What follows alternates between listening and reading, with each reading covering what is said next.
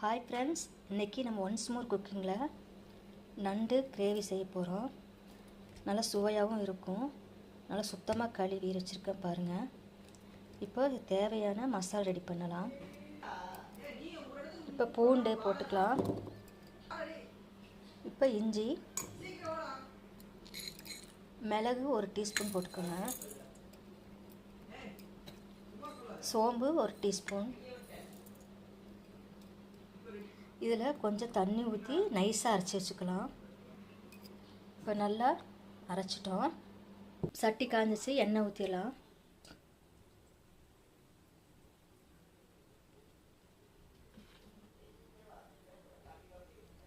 இப்போ சின்ன வெங்காயம்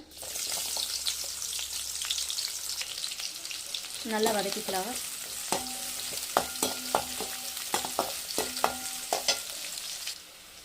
இப்போ நல்லா வதக்கிட்டோம். இப்போ இஞ்சி மசாலா போட்டுடலாம். நல்லா பச்சை வாசம் போகிற அளவுக்கு நம்ம வதக்கிக்கணும்.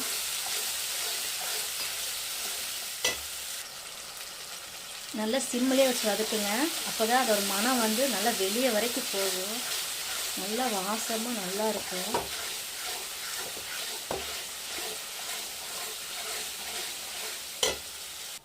இப்போ நல்லா பச்சை வாசம் போயிடுச்சு.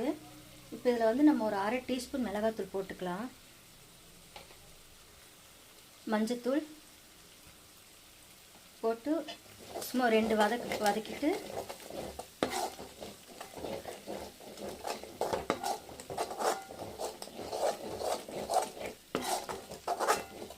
இப்போ அரைச்சி வச்ச தக்காளியை ஊற்றிடலாம். ஒரு பெரிய தக்காளியில் 2 தக்காளி அரைச்சிக்கோங்க. இது நல்லா சிம்மிலே போட்டு நல்லா எண்ணெய் பிரியணும், அந்தளவுக்கு வதக்கணும்.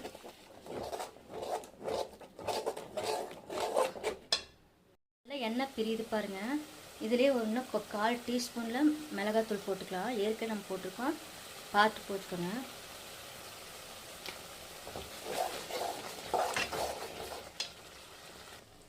இப்போ இதிலே 2 கருவேப்பிலையும் போட்டுக்கலாம்.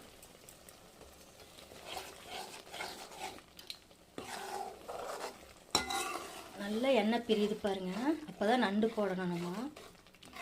அப்போ தான் நல்லா டேஸ்ட்டாக இருக்கும். இன்னும் கொஞ்சம் வதக்கிக்கலாம். இப்போ நல்லா தக்காளியாக நல்லா வதக்கிட்டோம். மசாலா நல்லா ரெடி ஆயிடுச்சு. இப்போ இதில் நம்ம நண்டு போட்டுடலாம்.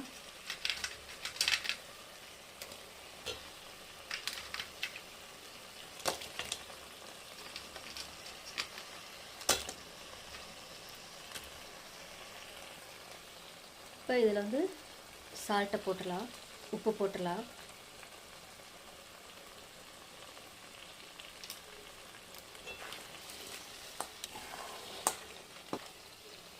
நல்லா ஊற்றிடலாம்.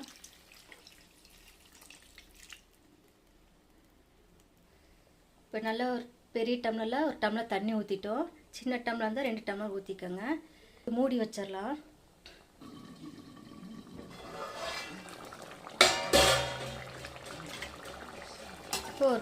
ஒரு கிளறிட்டு திரும்பி மூடி வச்சிடலாம். ரொம்ப நேரம்லாம் நண்டெல்லாம் வேக விடக்கூடாது. இப்போ மூடி வச்சிடலாம்.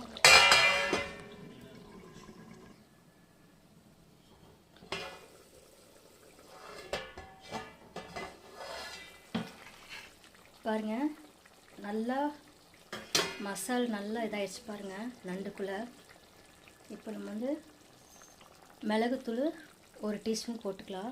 காரத்தை அந்த மாதிரி போட்டுக்கலாம். போட்டு நல்லா கிளறிக்காங்க.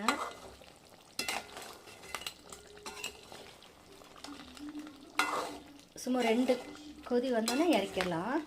ரொம்ப நேரம் நம்ம வேக விடக்கூடாது. மிளகுத்தூள் போட்டு ரொம்ப நேரம்லாம் கொதிக்க விடக்கூடாது. ஒரு 2 நிமிஷம் கொதிக்கிட்டு நம்ம இறக்கிடலாம். இப்போ இதில் நம்ம பொடியாக நறுக்கினா கொத்தமல்லி தழை போட்டுடலாம். போட்டு 2 பரட்டிட்டு இறக்கிடலாம். நல்ல காரசாரமான நண்டு கிரேவி ரெடி ஆயிடுச்சுங்க. பாருங்கள் மசாலா எவ்வளோ சூப்பராக பாருங்கள்.